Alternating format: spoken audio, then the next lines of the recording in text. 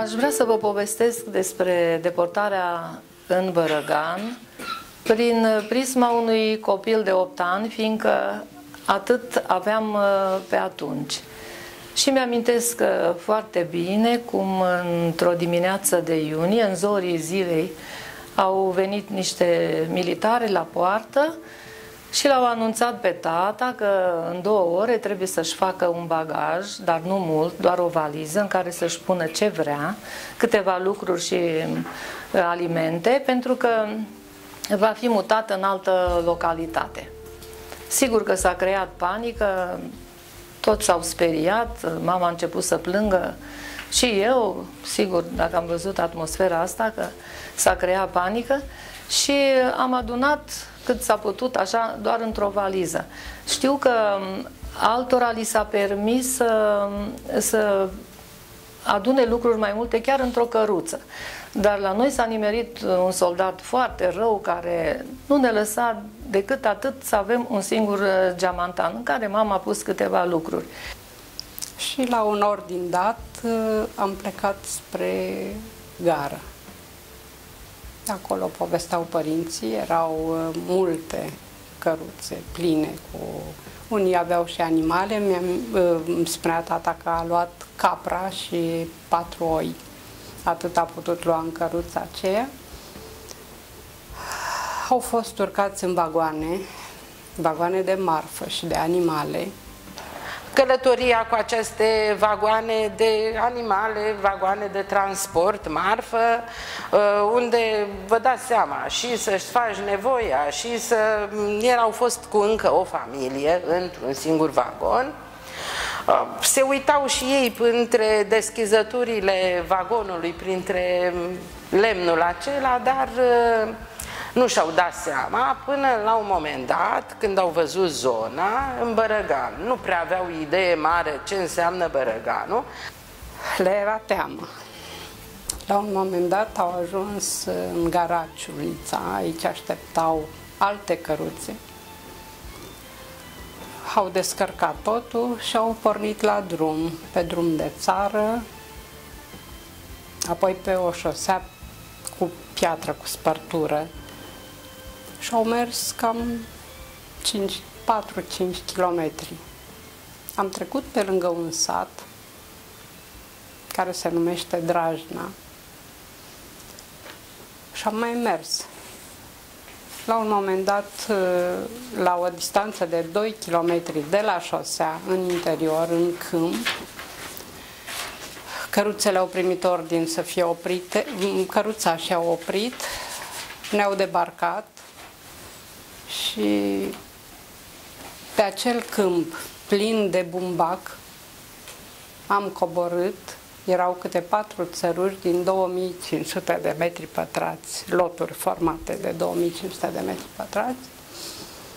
Unul ne-a fost repartizat nouă, se numea aceea strada principală, pentru că în capăt erau țărușii care delimitau suprafața unui dispensar, a miliției, a sfatului popular, a școlii și a magazinului. Și de acolo, perpendicular, era strada aceasta noastră. Ne-au debarcat, ni s-au adus în scurt timp stâlpi, sulinari, spuneau ei, uși și ferestre, să facem casă. Acum toate casele erau la fel și tata când venea de la servici nu nimerea de multe ori, pentru că venea pe întuneric, pleca pe întuneric. Și atunci s-a gândit să cunoască casa, a pus un scaun deasupra. Și casa unde se vedea scaunul așa, aia era casa lor. L-a scos și pe femei la muncă, mama era mai firavă și nu s-a putut obișnui cu regimul ăla. Întotdeauna când la bumbac le scotea și neobișnuită, nici norma nu și-o făcea, tata de multe ori trebuia să plătească pentru că ea nu-și plăcea norma acolo, leși în apă acolo, în sfârșit când a văzut-o așa a mai lăsat-o pe acasă, n-a mai luat-o, dar nu era apă. Venea o cisternă care mergea și ei trebuiau să fugă după cisternă ca să prindă puțină apă. spunea că într-un lighean s-au spălat ei întâi și pe urmă au spălat și toate hainele și vă dați seama și apa de băut și ce nenorocire a fost. Singura lor scăpare a fost că tata a putut să lucreze și mai putea să mai aducă câte o pâine, și, adică câștiga. Când m-am întors, nu m-a întrebat nimeni unde am fost. Era milițianul. Milițianul era. Eu m-am prezentat la post și i-am spus: uite, am venit să-mi ajut părinții. Am făcut abstracție că am fugit și că buletinul era la ei. Realizam că poate să verifice și să afle. Și el a zis: de ce te-ai întors, domnișoară? Păi ce era să fac, domnul comandant? Mi-era tare frică și am rămas cu acea frică de polițiști până în ziua de astăzi, la 77 de ani. Și azi trebuia să te măriți. Ei, să mă mărit. La 18 ani să mă mărit. Am venit să-mi ajut părinții și așa a fost. Am rămas acolo până ne-a dat drumul. Dar restricții, dacă te interesează restricțiile, nu aveam radio, deci sistemul de informație era zero. Ce ne spuneau ei era sfânt. Ziare. Ați auzit că a murit Stalin? Păi ne-au anunțat ei că era iubitul nostru conducător. Eu eram atunci comandantă de unitate de pionieri și a trebuit să... Acolo în sat? Sigur, școala la care funcționam era școală de 7 ani, care cu 2 secții, una română și una germană. Și eu, că erau mulți nemți, și eu eram profesor suplinitor de română la școala germană. Și comandantă de pionier, sigur, i-am adunat pe toți, ne-a adunat directorul și a zis: a murit tovarășul Stalin. Ei, eu vreau să spun că am plâns, deși Stalin m-a dislocat. Dar după aceea și cam asta a fost toată informația. Că este un om, că s-a prăpădit un om. Dar ce criminal și ce dezastru a putut să facă, nu m-a mai dus gândul atât de departe. S-a prăpădit un om, că noi cântam cântece lui Stalin. Lui Stalin, Stalin, slavă, îi cântăm, vai de mine, și era cineva, Stalin, care făcea numai mărșăvii. Satul a rezistat până